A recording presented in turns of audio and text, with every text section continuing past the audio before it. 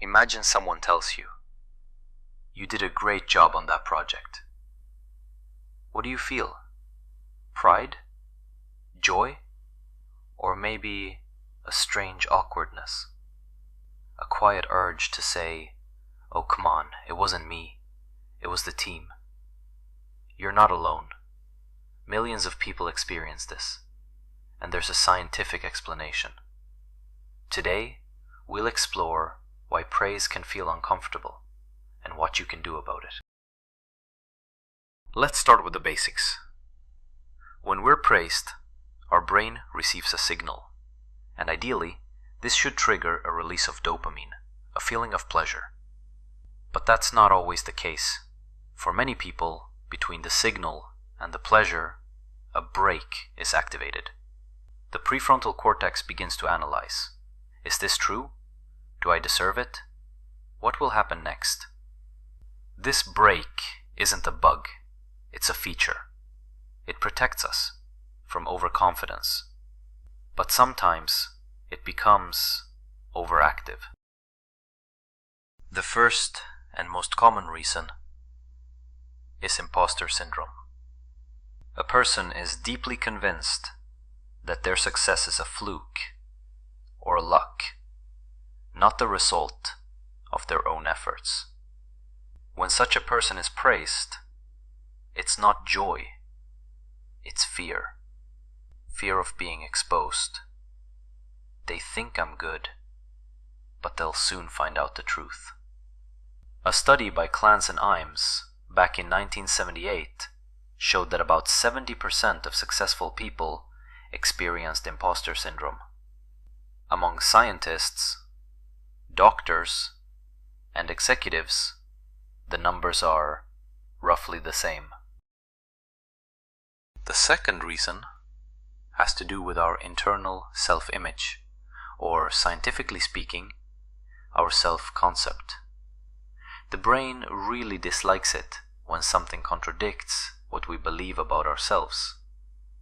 If a person is used to seeing themselves as average or not good enough, praise literally doesn't fit into their worldview. Cognitive dissonance arises. And to restore balance, the brain takes the easiest route, devaluing the praise. They're just being polite. They had to say something. The third reason has its roots in childhood. In many families, especially in the post-Soviet space, bragging was considered bad form.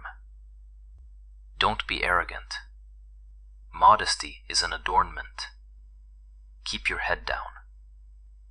These phrases become internal rules, and accepting a compliment means breaking those rules. This isn't just a personal issue, it's a cultural pattern. Interestingly, in some cultures, for example Japan, this attitude toward praise is the norm. In others, it's not. The fourth reason is the fear of expectations. If you've received praise, then more is expected of you. And the question appears, what if it doesn't work out next time? Psychologists call this the fear of success. It's a paradox. People avoid achievement because it comes with something else, responsibility. The fifth reason is social anxiety. For some people, praise equals attention, and attention equals threat. Being the center of attention is already stressful enough. So the brain reacts. It activates the fight or flight response, as if you weren't receiving a compliment, but facing danger. The good news? This can change. Not instantly, but steadily. Here are some concrete steps. Step 1. Just say, "Thank you." No, "Oh well," no, "That wasn't me." Just, "Thank you, I appreciate it." This alone starts building a new pattern. Step 2.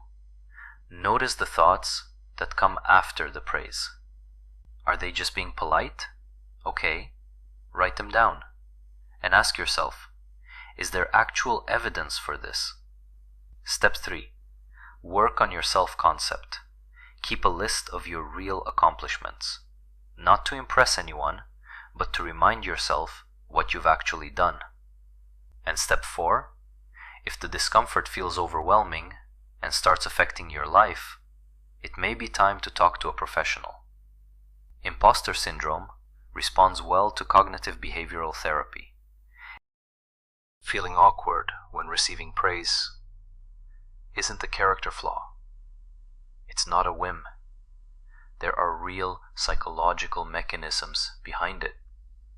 And now you understand how they work.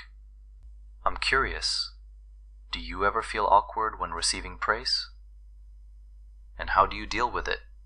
Or maybe not at all? Write in the comments. I read everything.